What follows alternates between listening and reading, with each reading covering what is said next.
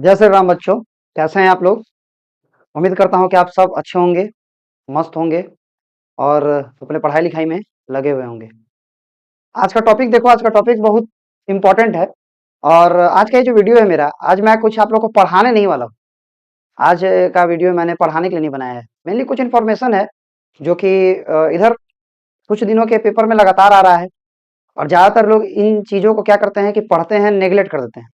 लेकिन अभी जिस तरीके का समय चल रहा है, उसमें प्रदूषण को लेकर बात होनी चाहिए, जो कि उस तरीके से नहीं हो पा रही है जैसा होना चाहिए। तो अभी तो व्यस्तता बहुत बढ़ी हुई है, जिस कारण से रेगुलर वीडियो नहीं आ पा रहा है। हालाँकि सूरज सर तो आपका वीडियो ले रहे हैं और मेरा भी 2-3 वीडियो मैंने रिकॉर्ड कर दिया है, वो आपको जल्दी ही एडिट होके मिल जाएगा, उसके लिए टेंशन नहीं लीजिए। थोड़ा अभी 31 दिसंबर तक थोड़ा बिज़ी हूँ मैं, लेकिन उसके बाद फिर रेगुलर हो जाएगा सब कुछ, कोई दिक्कत नहीं है। बीच-बीच में मैं वीडियो रिकॉर्ड कर देता हूँ और 1-2 दिन में ही आपको वीडियो और मिलने लगेगा, कोई दिक्कत नहीं है उसमें।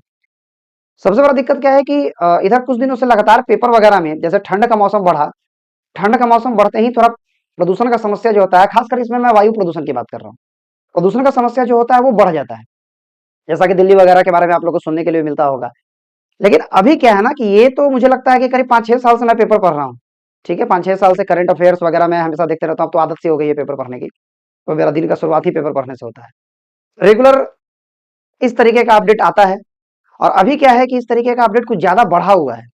और जनरली लोग क्या करते हैं ना कि इसको देखते हैं और बस देखे, अनमनी मन से देखे और देख के फिर आगे बढ़ गए, जो कि सही नहीं है। आज के डेट में अभी जिस तरीके का समय हमारा चल रहा है, अब थोड़ा ज़रूरत है सरकार के तरफ से भी और हमारे तरफ से भी। देखो, सरकार का भी अपना क्या होता है ना कि लिमिट होता है, फाउंडेशन होता है। कुछ पॉलिटिक्स के पर्पज से कहो, राजनीति के परिप्रेक्ष्य से कह सकते हैं आप, या फिर आप जनरल परिप्रेक्ष्य से भी कह सकते हैं। सरकार हर चीज़ आपको करके नहीं दे सकती है, क्योंकि प्रदूषण जो है ना, प्रदूषण सिर्फ सरकार के कारण नहीं फैल रहा है। प्रदूषण फैलाने में हम लोग का भी उतना ही भागीदारी है जितना सरकार के नियमों का। तो कुछ अगर हम लोग अपने अंदर सुधार कर लें, तो उससे हो सकता है कि सरकार को भी मदद मिले और हमारा पर्यावरण भी बचे।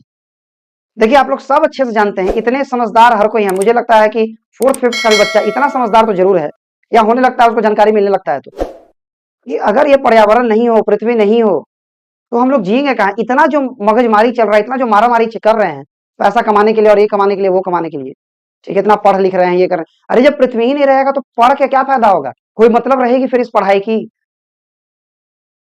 और इतना जो लोग बैंकों में पैसा जमा कर रहे हैं, इतना बड़ा बड़ा घर बना रहे हैं, ये बंगला, कार, गाड़ी, इतना जो चीज चाहिए, इतना जो शानो शौकत का चीज बेसिकली कहेंगे इसको, जो चाहिए, ये कब यूज कीजिएगा? जब रहिएगा ही यहाँ नहीं तो। देखो, जनरली कुछ कुछ एडिटोरियल कमेंट अगर आप लोग देखते हैं, जो भी आप लोग में पेपर वगैरह देखते हैं, तो उनको जनरली ये सब न्यूज देखने को मिल जाता है। लेकिन अभी क्या है ना कि सिचुएशन बहुत ज्यादा वर्स हो गई है। मैं बैड नहीं कहूंगा, मैं वर्स कह रहा हूँ, या वर्स भी, वर्स्ट कहिए, वर्स भी नहीं, वर्स्ट हो गया है। और अगर यहाँ से नहीं सुधरा इंसान, तो बहुत ज्यादा समस्या का सामना आगे करना पड़ सकता है। और फिर तो मुझे लगता ही नहीं है कि आगे 20 साल के बाद पृथ्वी बचेगी भी, अगर यही हाल रहा तो। आगे अपने नेक्स्ट जनरेशन को हम लोग क्या देने के लिए इतना कर रहे हैं? आखिर कोई भी इतना संपत्ति, जायदाद, प्रॉपर्टी जो बटोरता है, अपने ज्यादा तो बोलता है कि मैं अपने आने वाले जनरेशन के लिए, अपने बाल बच्चों के लिए इतना कर रहे हैं और करता हूं। क्या फायदा ऐसे प्रॉपर्टी का जब आपका बाल बच्चा बचेगा ही नहीं, आप बचेंगे ही नहीं, ये तो यहीं का यहीं रह जाएगा। कोई फायदा है फिर?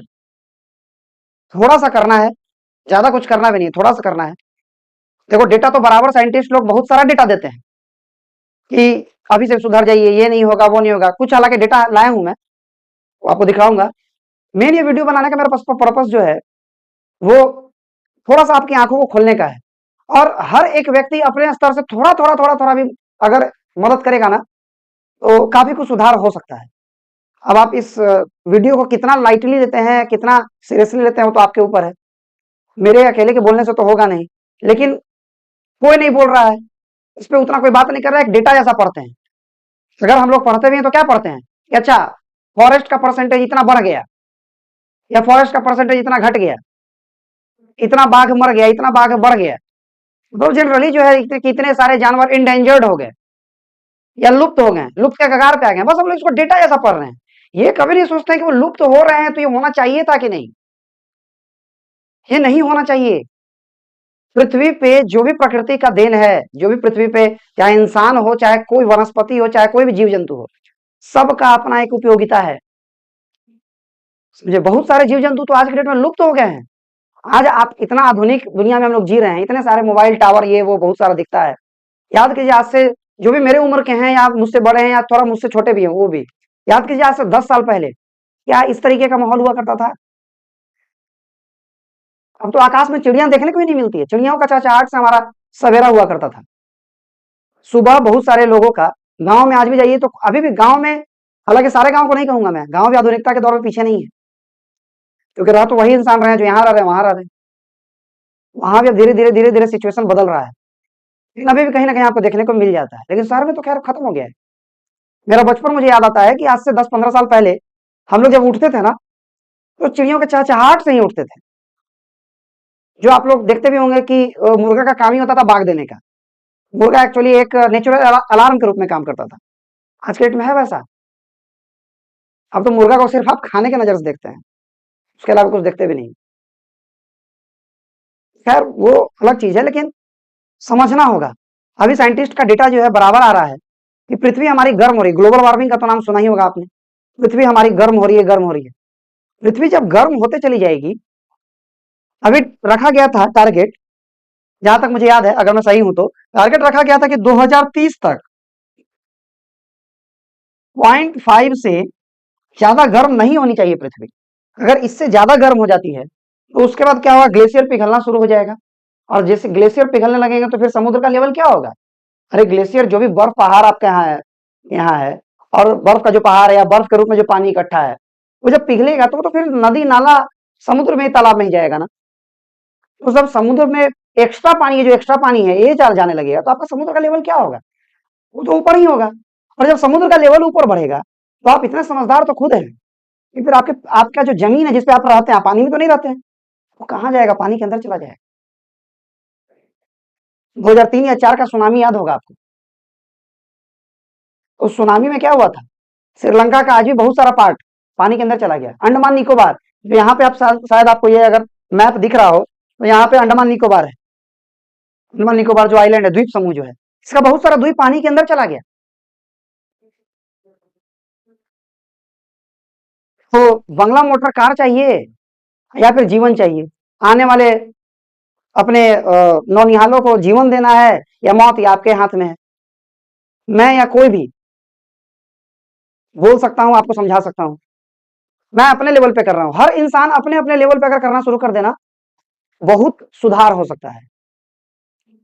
लेकिन हम इंसानों का यही सबसे बड़ा समस्या है कि हम लोग लालची बहुत हैं। पृथ्वी का समझो कि सबसे बड़ा युवा है इंसान,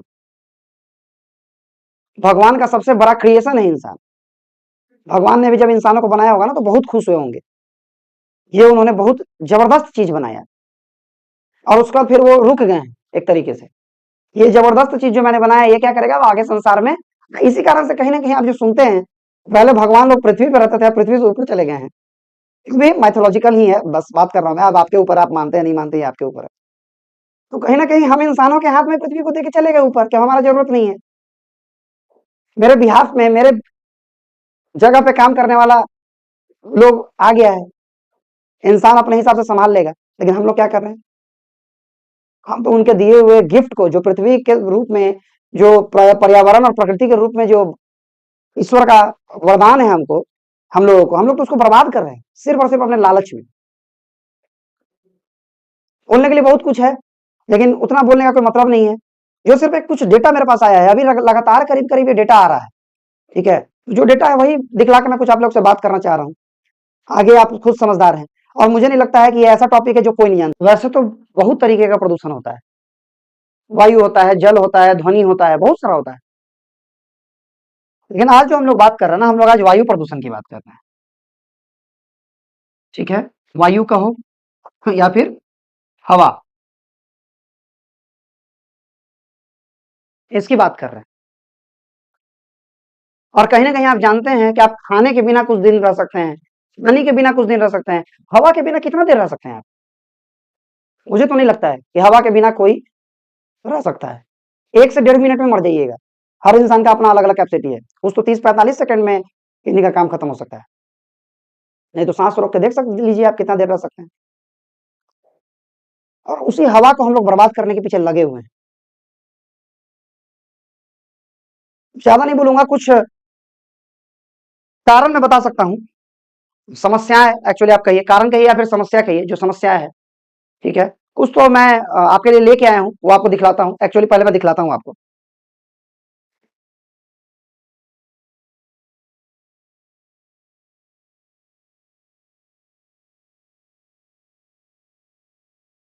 ये देखिए क्या लिखा है इसमें।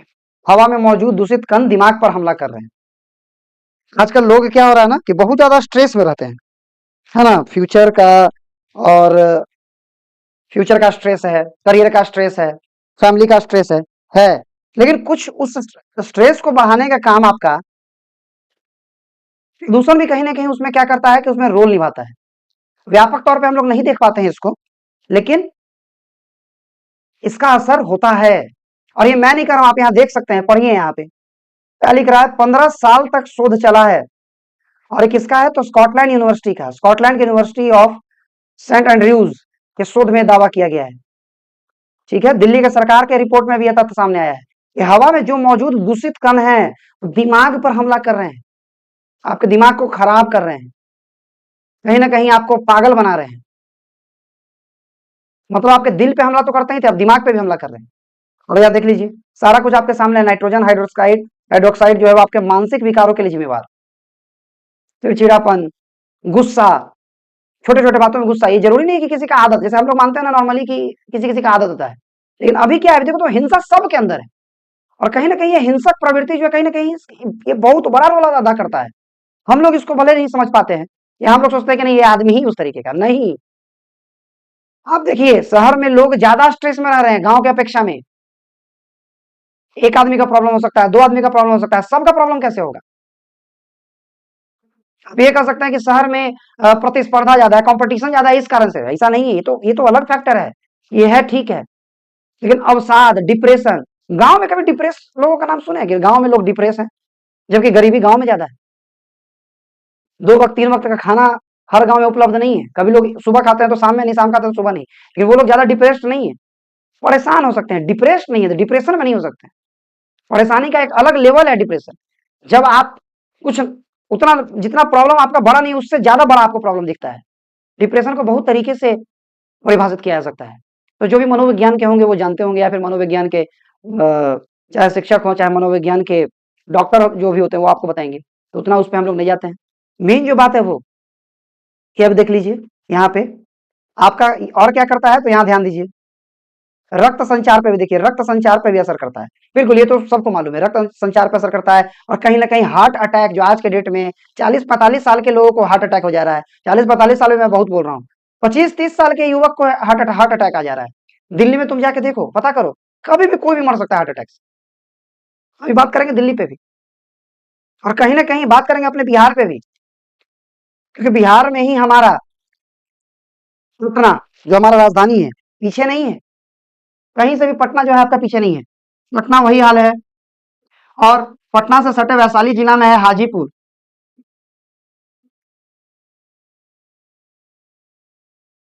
देख लेना, हिंदी थोड़ा सा तंग है मेरा। हाजीपुर है। ये तो अभी टॉप कर रहा है पूरे देश में, पूरे देश में दिल्ली भी कोई पीछे कर रखा है। और करीब 1 महीना से कंटिन्यूअस हाजीपुर का एयर क्वालिटी इंडेक्स, AQI होता है, एयर क्वालिटी इंडेक्स, हवा का गुणवत्ता सूचकांक, इसको कहते हैं वायु प्रदूषण सूचकांक, या गुणवत्ता सूचकांक कहते हैं इसको। ये हम बहुत ज्यादा है हाजीपुर का। ऐसा ही होगा ना जी, शायद यही होगा, पता नहीं, अब देख लेना जो भी हो। तो क्या करना है क्या नहीं करना है, आप खुद समझदार हैं आप लोग। ये तो एक रिपोर्ट है, अभी और रिपोर्ट दिखाता हूं आपको। अगला देखिए, देखिए शीतलहर। अभी तो ठंड के मौसम आ गई है, ठंड में प्रदूषण, वायु प्रदूषण ज्यादा असर करता है। दिल्ली में 12-12 बजे तक सूर्योदय नहीं होता है। सूर्योदय नहीं होने का मतलब ये नहीं कि सूरज नहीं उग रहा, सूरज तो उग रहा है, लेकिन दिल्ली में उसकी रोशनी नहीं आ रही है, धुंध से ढका हुआ है दिल्ली। इतना ज्यादा प्रदूषण है। प्रदूषण का जो कण होता है वो हट नहीं रहा है, छट नहीं रहा है। वो क्यों होता है, क्या होता है, अगर वो आपको जानना है तो कमेंट कीजिएगा। उसके लिए मैं एक सेपरेट वीडियो बना दूंगा कि आखिर क्या होता है वायु प्रदूषण में, कौन कौन सा ऐसा कण है या किस तरीके से वायु प्रदूषित होता है, उस पर बना दूंगा मैं। ये आने वाला जो मेरा अभी जो कोर्स चल रहा है मेरा, उस कोर्स में जब प्रदूषण का टॉपिक आएगा तो उसमें बताऊंगा। अभी तो ये तो मैं अवेयरनेस के लिए लाया हूँ, जागरूकता के लिए वीडियो बना रहा हूँ कि अब नहीं तो कब, अब नहीं जागिएगा तो कब। पिछले 5-6 साल से लगातार पेपर में यही आ रहा है, 10 साल से सरकार कर रही है। सरकार तो अलग अलग तरीके का मुहिम लगाती है। अभी तो नीतीश कुमार जो है, नीतीश कुमार का तो चल ही रहा है जल जल जीवन हरियाली। तो अपने स्तर से सरकार तो काम कर रही है, आपको भी करना होगा।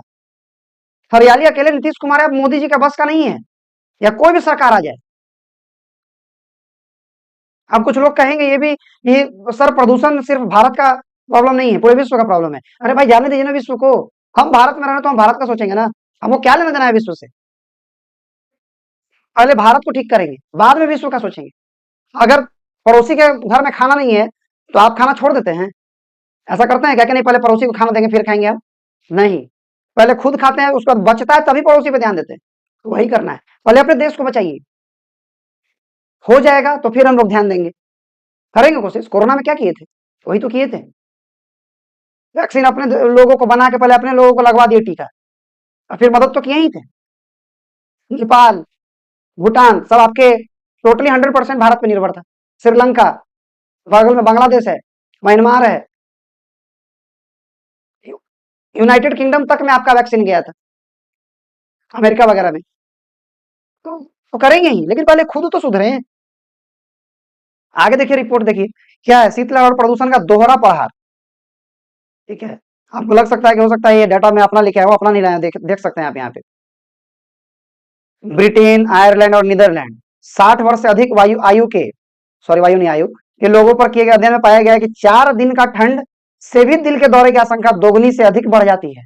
समझ रहे हैं, मात्र 4 दिन, मात्र 4 दिन, अगर 4 दिन ठंड में डाल दिया जाए इन लोगों को, जो 60 से ऊपर के लोग हैं, एकदम अपने मौत के नजदीक हैं, वो दोगुना से ज्यादा, हृदय गति रुकने का चांस दुगुना से ज्यादा है।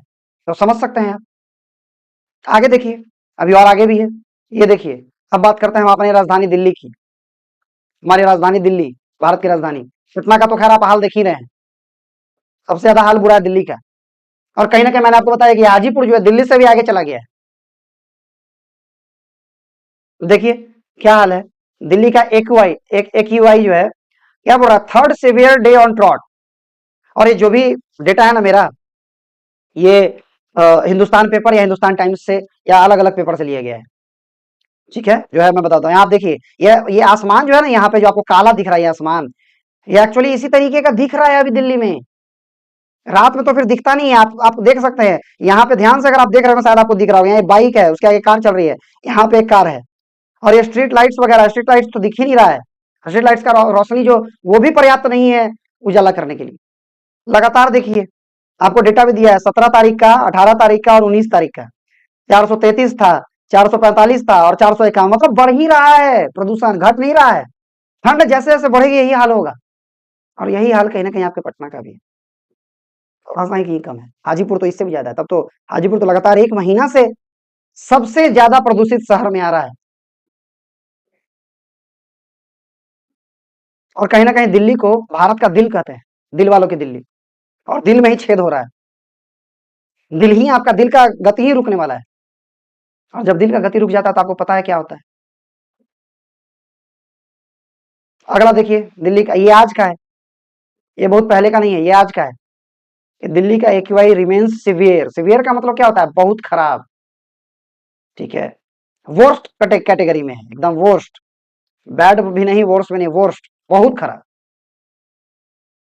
यहाँ आप देखिए लिखा हुआ है, thick layer of fog engulfs Delhi in the early hours of Wednesday. बुधवार को ये हाल था। और जो आपका एयर क्वालिटी इंडेक्स है वो कितना है, 445, शायद आपको नीचे नहीं दिख रहा होगा, मैं लिख देता हूँ। सीपीसीबी के अनुसार, सीपीसीबी क्या होता है,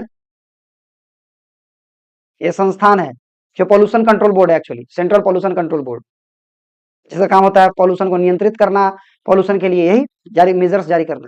लेकिन अकेले सीपीसीबी या सरकार के बस का बात नहीं है, अगर आदमी नहीं जागेगा तो।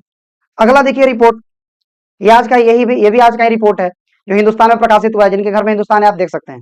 ग्रीनलैंड में क्या हो रहा है? ग्रीनलैंड एक्चुअली आपको मालूम होगा कि ऐसा देश है जो कि बर्फ से ज्यादातर मोस्टली बर्फ से ही ढका हुआ रहता है। ठीक है। ग्रीनलैंड में क्या हो रहा है देखिए आप, बर्फ पिघलने की दर से वैज्ञानिक हैरान। मतलब बर्फ पिघल तो रहा है लेकिन अब तेजी से पिघल रहा है। पृथ्वी अगर गर्म होगी, जितना ज्यादा पृथ्वी गर्म होगी उतना ज्यादा तेजी से पिघलेगा। आपको लग सकता है कि यहाँ पे मैंने 0.5 लिखा था, 0.5, कि 2030 तक 0.5 डिग्री से ज्यादा नहीं करने का दिया है संकेत वैज्ञानिकों ने, कि उससे ज्यादा अगर पृथ्वी गर्म हो गई तो आपको लगा होगा 0.5 डिग्री कितना गर्म होगा भाई। तो आपको देखने में वो डेटा कम लग रहा है, छोटा लग रहा है। ओवरऑल वो बहुत बड़ा है। सोचो कि पृथ्वी का हर भूभाग अपने टेम्परेचर से इतना बढ़ जाए। आप अभी देखिए ना, दिसंबर चल रहा है, दिसंबर एंड होने वाला है, दिसंबर एंड होने जा रहा है, आपके यहाँ ठंड का नाम निशान नहीं है। इससे फसल पे भी, आपके यहाँ जो गेहूं होता है उस पे भी बहुत असर पड़ रहा है इस कारण से। और जनरली दिसंबर में कड़ाके की ठंड होती है, होनी चाहिए थी, नहीं है। मिनिमम और मैक्सिमम टेम्परेचर जो होता है 5 सालों में, जो एक दिन का होता है, वो बढ़ गया है। नॉर्मली इस समय हम लोग को 1 जैकेट, 2 जैकेट, 3 जैकेट, मतलब जैकेट के बाद भी ठंड लगती थी। और अभी मैंने बस ये जैकेट पहना और इसमें ही मुझे लग रहा है अंदर से गर्मी जैसा। आपके यहाँ जो ठंड का मौसम है, जो पहले करीब 3 साढ़े 3 महीने रहा करता था। मुझे याद है कि हम लोग जब भी स्कूल जाते थे ना, तो अक्टूबर के बाद से ही मौसम अच्छा होने लगता था। एक्चुअली जो बिहार में छठ पर्व है, छठ पर्व में याद कीजिए, आज से ठीक 5 7 साल 8 साल पहले सुबह सुबह वाले अर्घ में हम लोग को ठंड लगता था, नहाने का मन नहीं करता था।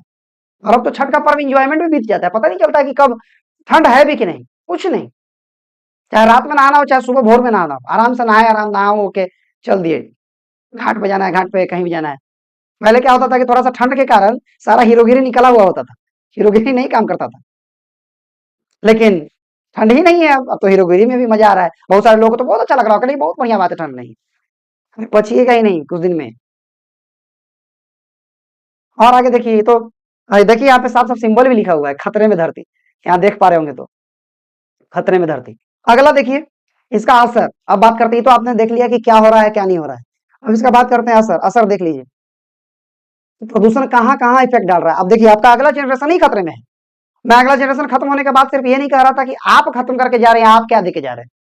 अगला जनरेशन ही आपका गड़बड़ हो जाएगा। यहाँ देखिए क्या लिखा है कि बच्चे के दिमाग को सीधा नुकसान पहुंचाता है प्रदूषण।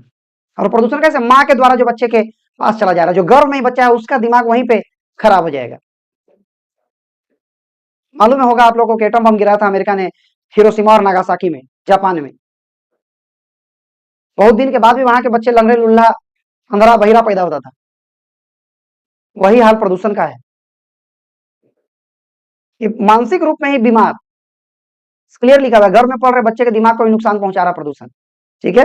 प्रदूषण से बच्चों के सिर में दर्द और भूलने की हो रही बीमारी, अल्जाइमर, अल्जाइमर जैसा बीमारी बहुत ज्यादा बढ़ गया, माइग्रेन। तो अब तो छोटे छोटे बच्चों को माइग्रेन हो जा रहा है। ये सारा बीमारी जो है एक उम्र के बाद हुआ करता था, लेकिन ये सारा बीमारी अभी छोटे उम्र में हो जा रहा है। भूलने की बीमारी, जो जिसको अल्जाइमर कहते हैं, माइग्रेन जिसमें सर में बहुत दर्द होता है, वो ब्रेन हेमरेज हो रहा है, जो कि इक्का दुक्का कभी सुनने को मिलता था, तो जनरल हो गया ये। तो अभी समझ लीजिए कि क्या असर हो रहा है इसका। तो अभी तो बात मैंने काफी कर लिया कि कारण क्या है। कारण कहीं ना कहीं पता है आपको, कारण कहीं ना कहीं इंसान का शौकीनी भी है। आज आप शहर में जाके देखिए, एक पॉइंट मेरे को इसमें बताना है। आज आप शहर में जाके देखिए, शहर में बहुत सारे लोग जो आपको कार चलाते हुए नजर आएंगे, कार वाले लोग। आप जाके देखो, मैं बहुत ज्यादा दूर नहीं, मैं पटना की ही बात कर रहा हूँ, पटना शहर में ही चले जाओ, बहुत ज्यादा दूर नहीं, पटना ही चले जाओ। आपको जनरली 80% गाड़ी ऐसा दिखेगा जिसमें या तो एक ड्राइवर अकेला है जो गाड़ी चला रहा है, और या फिर कोई एक आदमी बैठा हो, 2 आदमी बैठा, बस। क्योंकि कार का मतलब क्या है? प्रदूषण के कारण पे बात नहीं करना चाह रहा, क्योंकि आपको सबको पता है कि प्रदूषण का कारण क्या है। इंडस्ट्री है, हमारा जो गाड़ी घोड़ा है ये है, सबको पता है। लेकिन इंडस्ट्री तो खैर आज के डेट में जरूरी है, विकास फिर कैसे होगा, लेकिन उसमें भी बहुत सारा उपाय किया जा सकता है। तो सरकार तो अपने लेवल पे करा रही है, सारी इंडस्ट्रीज का चेकिंग भी होता है, और सारे इंडस्ट्रीज को जो पैमाना अपनाना है वो बता भी दिया गया है। लेकिन हम लोग अपने लेवल पे क्या कर रहे हैं, लेकिन एक आम आदमी के लेवल पे क्या हो रहा है, वहां से सुधार होना चाहिए। आम आदमी के लेवल पे कोई सुधार होता है तभी जाके वो व्यापक रूप लेता है। कुछ इंडस्ट्रीज को पॉल्यूशन कंट्रोल करा देने से आपका पॉल्यूशन नहीं घट जाएगा जब तक आप नहीं सुधरेंगे। एक कार है, कार पे एक आदमी चला रहा है, 80% गाड़ी तो वही है। क्यों? क्योंकि स्टेटस मानते हैं, शौकीनी मानते हैं उसको। कहीं भी जाना, कार से जाना मतलब बहुत, हमको लोग रईस समझेंगे, बहुत अमीर समझेंगे। और आज से 10-15 साल पहले वही स्टेटस था बाइक का। लोग साइकिल वगैरह चलते थे, जिनके पास बाइक होता तो माना जाता था कि वो, कार तो ज्यादा लोगों के पास था ही नहीं। और अब तो कार देखो, एक घर में देहा-देही कार है। लेकिन अब वहां भी विकल्प है। अब विकल्प क्या है, जो इसका उपाय है वो मैं बताऊंगा कुछ देर में। पहले ये देख लीजिए, एक और डेटा है आपके लिए, ये उपाय के रूप में ही है। और ये मुश्किल से लगता है मेरे को कि 1-2 दिन के पहले के पेपर में है, कि आने वाला समय में हो सकता है कि पानी से या फिर हाइड्रोजन से आपका ईंधन बनना शुरू हो जाए। मेन तो फ्यूल इसी कारण से प्रदूषण होता है मेन। तो अगर ये पानी हाइड्रोजन या धूप से अगर हो जाए, सोलर एनर्जी से अगर हो जाए, तो फिर तो आप ये समझे, देखो यहाँ लिखा ना क्या है, हाइड्रोजन ईंधन, हाइड्रोजन ईंधन, पानी और धूप से ईंधन या फिर हाइड्रोजन का ईंधन अगर हो जाए, तब तो समझो कि 50% 60% पॉल्यूशन खत्म हो जाएगा आपका, ये तुरंत ही। लेकिन ये अभी प्रोसेस में है, ये होगा नहीं होगा, क्या होगा कौन जानता है, हो सकता है ना हो। तो इसके भरोसे हम लोग बैठे रहेंगे कि नहीं अभी पूरा बर्बाद करते हैं और फिर आगे ये टेक्निक इस्तेमाल कर लेंगे, फिर आगे से ठीक हो जाएगा। और टेक्निक इस्तेमाल करते भर में जो अभी तो आपने देखा ना ऊपर में, यहाँ बच्चे का दिमाग ही खराब हो जा रहा है, घर में जो बच्चा है उसका, तो आपका तो अगला जनरेशन ही खत्म हो जाएगा, अगला 2-3 जनरेशन खत्म हो जाएगा। जब वो जनरेशन ही खत्म हो जाएगा तो फिर वो टेक्नोलॉजी का आविष्कार करेगा कौन? कैसे होगा टेक्नोलॉजी का आविष्कार? तो जरा सोचिए इस पे, ज्यादा कुछ मैं नहीं बोलूंगा, सोचिए जरा इस पे। अगर मुझसे कहिएगा कि क्या इसका उपाय हो सकता है, कुछ उपाय बता दीजिए, तो उपाय मैं बता सकता हूँ आपको। जैसे देखो, जनरली मैं तो स्विच कर गया हूँ, आपका पता नहीं, अब आपकी बारी है स्विच करना है आपको कि नहीं। ठीक है, अभी बेस्ट विकल्प है आपका इलेक्ट्रिक वाहन। इलेक्ट्रिक वाहन, अब तो बाइक भी इलेक्ट्रिक है, कार भी इलेक्ट्रिक है, बहुत सारे लोगों ने लिया भी है, गवर्नमेंट सब्सिडी दे रही है इस पे, 20-25-30 हजार का सब्सिडी मिल जाता है इस पे। रेट थोड़ा महंगा है, मान लिया रेट थोड़ा महंगा है, लेकिन फ्यूल कॉस्ट भी तो नहीं है। जनरल नॉर्मली तो आप कार लेते हो तो उसमें पेट्रोल डीजल तो भराते हो ना, वो तो कॉस्ट आपका लगते रहता है ना हमेशा, इसमें नहीं है वैसा। एक बार चार्ज करो 250-300 किलोमीटर तक चल जाता है। इसका अगला विकल्प है सीएनजी, कंप्रेस्ड नेचुरल गैस। मेरा बाइक भी सीएनजी है। तो अब तो भारत आपका, ये तो जनरल अवेयरनेस का, जनरल नॉलेज का चीज है कि भारत में बजाज कंपनी जो है, बजाज कंपनी ने ही विश्व का सबसे पहला सीएनजी बाइक बनाया है, विश्व का सबसे पहला सीएनजी बाइक बनाया है। और ये बाइक बनते ही मैंने ले लिया, आया जैसे ही मार्केट में मैंने ले लिया।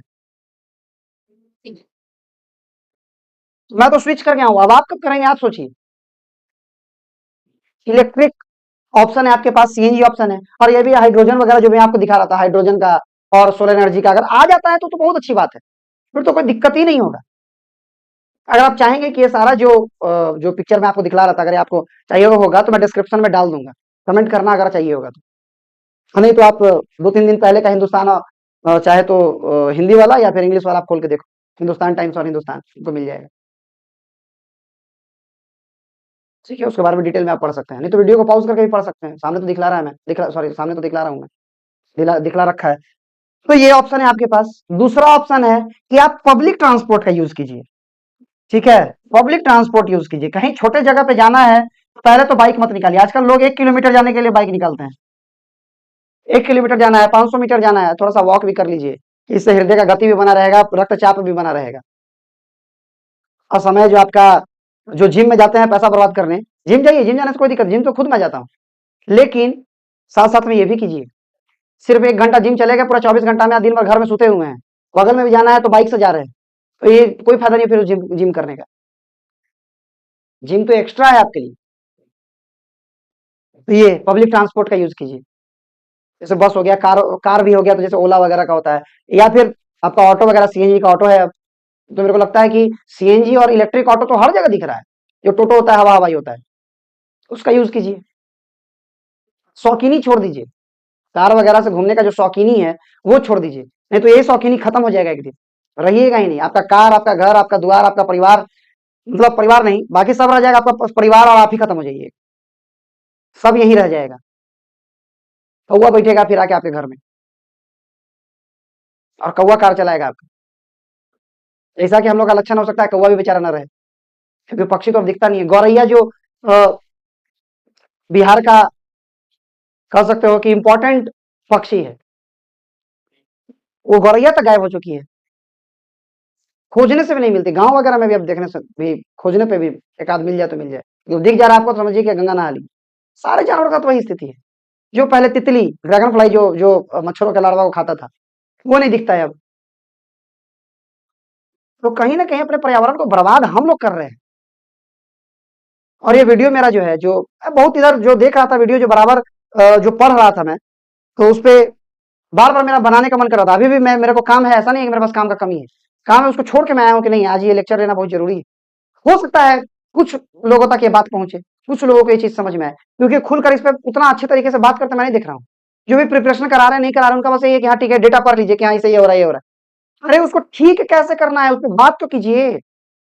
सरकार घर घर में आके क्या करेगी? नीतीश कुमार घर घर जाके आपसे बोलेंगे? है पॉसिबल उनके लिए?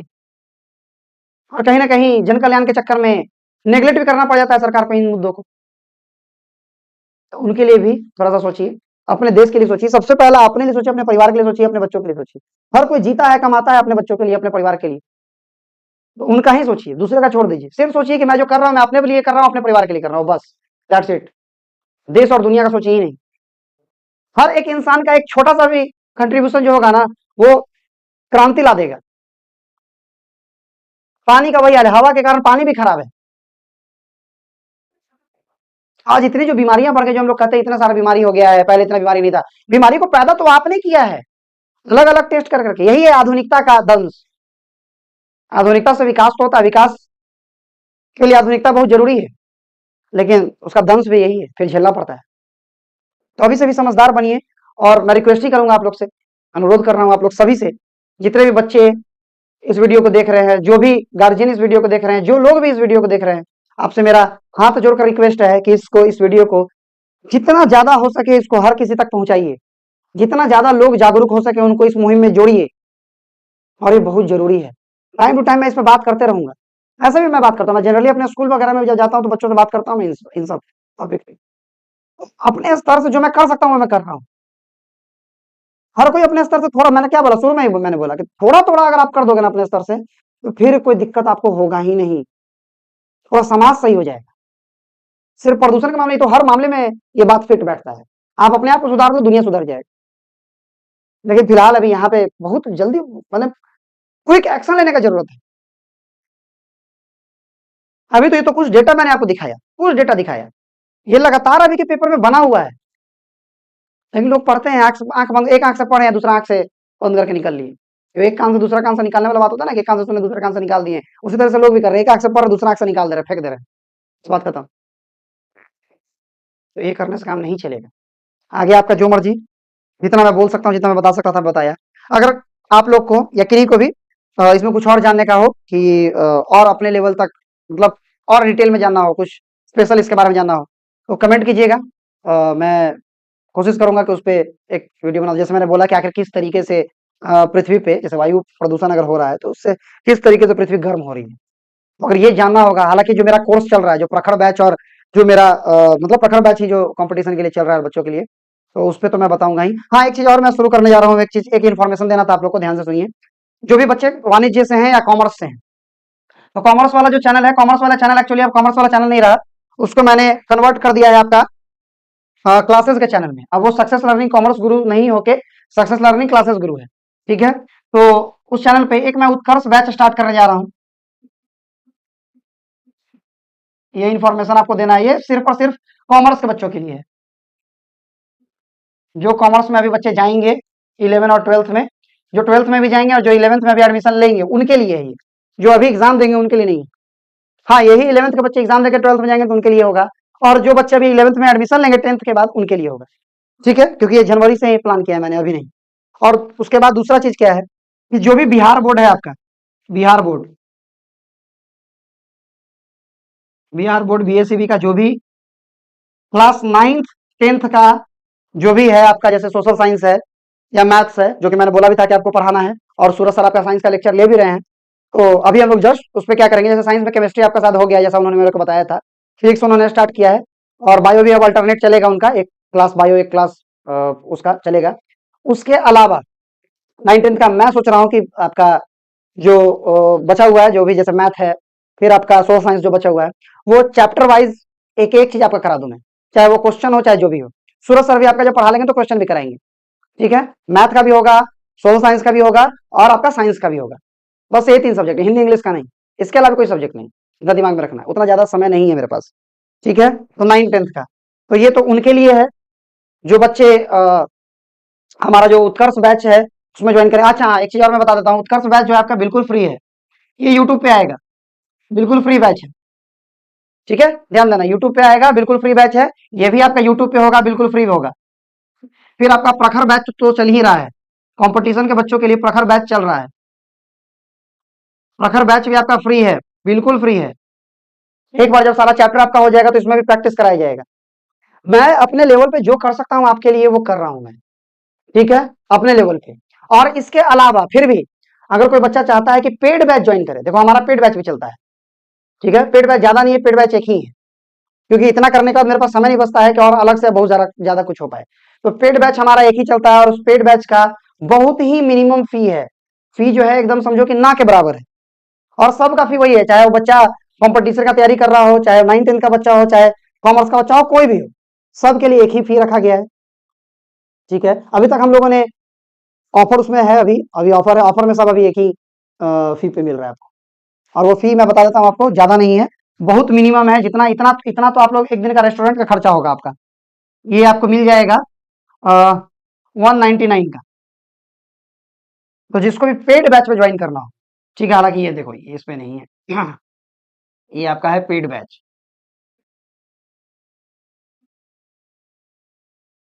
जिसको भी पेड बैच ज्वाइन करना हो हमारा 199 का है, ठीक है। इससे ज्यादा सस्ता नहीं हो सकता। इतना तो फिर भी क्या, आज के डेट में तो इतना तो गोलगप्पा खा जाते हो, 2-4 लोग मिलके जाओ ना गोलगप्पा खाने, इससे ज्यादा खा जाओगे, ठीक है। खैर उतना नहीं है, बस यही है कि इतना ही इन्फॉर्म आपको करना था। पेड बैच हमारा चल रहा है सबका, चाहे वो कंपटीशन का हो, चाहे बच्चा कंपटीशन का तैयारी कर रहा हो,